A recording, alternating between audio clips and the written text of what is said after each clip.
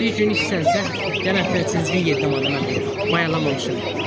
Onda məsələn, mən baxıram ölümü itim özündə, düzdür, mayalayan kimi ölüm var, 8 manata. Hamısı ölüm yox, söhbəti yox onda. Aparasın, yemin suyunu verəsən, o içinməsin, ancaq içsinlər. İçsinlər sağlar. Şeydi ki bu. 15 gün 8 manat. Şeydi bunlar.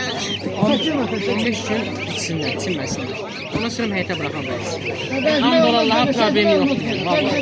Bax, qazı qaldırıb, bax, ağır qazı. Bax, yüngül deyil, bax, ayağı yoğun qazı. Vallahi. Bunu yaxşı son. Yerli sortdu bunlar. Lindadır, kuman. İndi yerə sorqam. Bunu kapatıda bakmadım. Deme hayata, deme onu. Bunu yaxşı sesənə fərq orucu verirəm, damazı. Ne bilirsin o bunu? İndi fərq orucu. Bax, erkək də dişidir. Bunlar kürt yatmır da. Bəli. Kürt yatmır da. Yatırı en sona qalanda içində 10-15 minutda qalanda yatır. Valla onun aşağı yoxdur, anlasın.